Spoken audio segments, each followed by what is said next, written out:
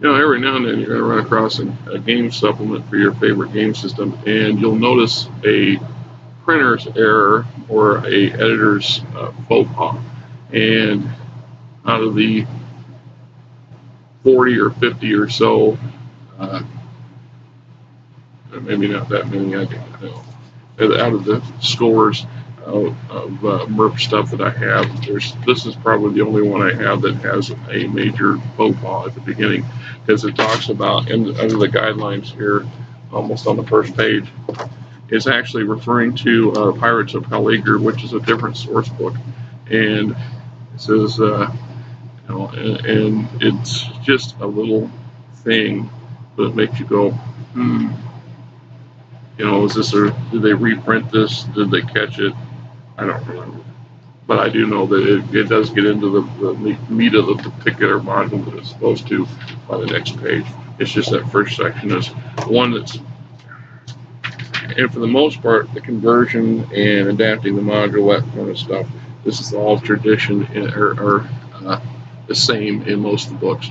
But there's a little entry up here that's focused on a specific source book or module, and in this case I think somebody didn't change the print for this module. Anyway, Woes of the Blackwoods. Woes. Well, so I'm going to take a little bit of explaining, and I don't want to go into any depth on it, but these are truly primitive folks. These would be the deep tribes of the rainforest kind of that have adapted very slowly or advanced very slowly, and in their case, they still have elements of their magical or elements of magic that go back to the old world, if you will. And the references in the novels and in the movies, actually, I think they leave. I don't think they even covered them in the movies unless it got cut out. But in the books, there's a section where the Rohirrim are on their march to reach the battle at Minas Tirith before it's over, and they pass through a section of a very old forest, and they get some help by some local Aborigines, and these are the wild men of the woods that are often haunted and tormented by the more advanced societies surrounding them, because people think these people are so backwards that, whatever. Well, in this particular case, the Woes are related to those folks, to those wild men, and but it's set in a different section of Middle-earth. And it actually causes me to trip up. When I go back and I read this thing, I don't know how many times I've read this one over the years, but when I first started, based on the title, I'm thinking of that particular woodland and those particular Aborigines, and it's not. Woes, the Black Forest is actually a much larger forest located in a section of Earendur or southwestern Arnor. You need to look at that from that aspect. That is very rarely covered. It's south of Tharbad. Tharbad would be up here somewhere. So most of the traffic from the north and south passes away to the north.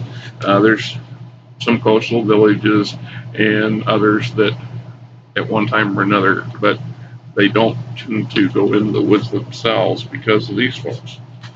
So this is one of those modules that really are focused on a very narrow area, which is fine. There's nothing wrong with that, So we start with the secrets of the Earthborn, which is that woodland, the Rashborn, people of Forest Edge, the Woes, the Huntings, the village. So one of the adventures, the hunting of Borleath, lies a small dale set between three low hills. Firmly along the edge of the Earthborn, runs back, blah, blah. Give you a picture of the spirit that's haunting the locals. The town, the little breakout of the village and the town.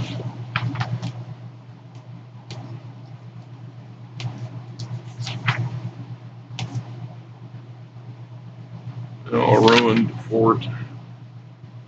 Another task. The tasks, the obstacles, the rewards, the encounters. We got the next one, the Cabden area around the Cabden. This is a difficult one for me to really do a good introduction on because the the, the writer depended heavily on terminology and place names from Lord of the Rings or from J.R.R. Tolkien, and a lot of them are tongue twisters for myself. And it's hard to just say the captain and then go on because people are going to go, "What's that?" And I don't want to go into great detail on exactly what that is because I'd have to explain every one of them, and it's just too much. Basically, we're looking at what is some bandit camp, and they're harassing or terrorizing the locals, but they're also harassing the local Aborigines. And as the adventures progress, they encounter some of these, and at some point, you have to go deal with them in some manner.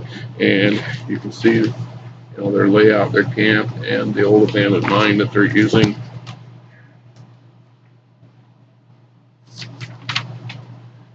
And as a supplement material, and this is where we get into that lazy GM thing. Like I said over and over again, I like these things because I can borrow these and I can photocopy them off and not have to go to any great effort to create something for my players to adventure, pick a couple days around and it saves time and effort, especially in our busy world. I mean, I would dearly love to painstakingly handcraft every element of a game campaign.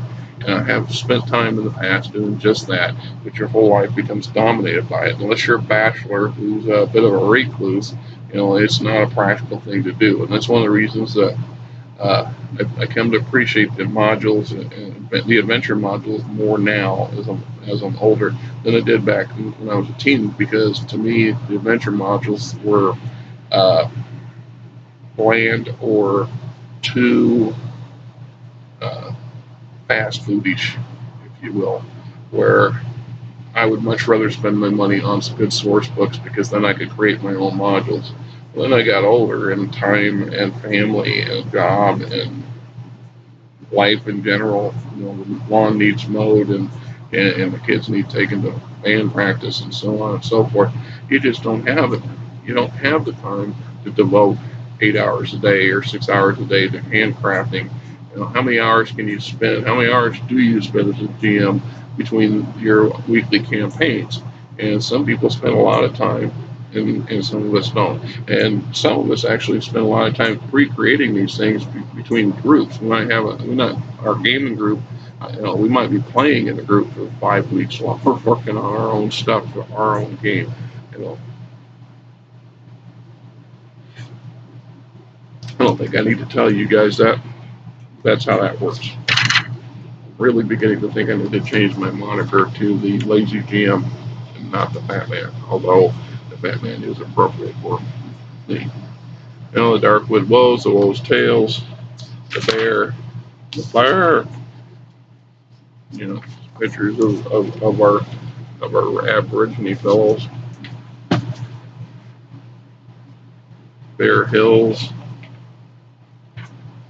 This is definitely one of the earlier ones because it doesn't have a lot of the color and detail, and the artwork is a bit crude. Not bad, mind you, not bad, just crude. Crude compared to the stuff that came out later. I think this, I don't know how, well, it's not one of the earlies because this was produced in 87 and Murph has been going since 83, so, or budget maybe? Budget issue times? I don't know. Explains the lack of color or anything, to be honest. It's okay. It is what it is. Forgotten Prados. I'll admit, I've never ran this one. Never played it. Like I said, I don't own a book or a module that I haven't read more than once, usually 3 or 4 times. Even then, it might get sit on a shelf for 30 years, 20 years. I pull it back out as an example, and I read through it.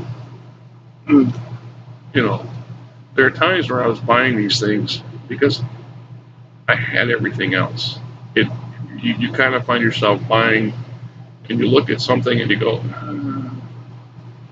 I don't know if I want this. I don't know if I'm going to use it, but then you end up buying it anyway because you don't want not to have it.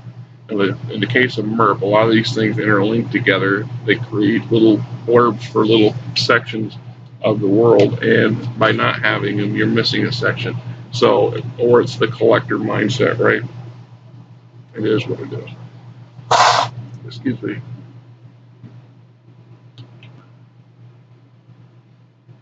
I give it 2 out of 4, right?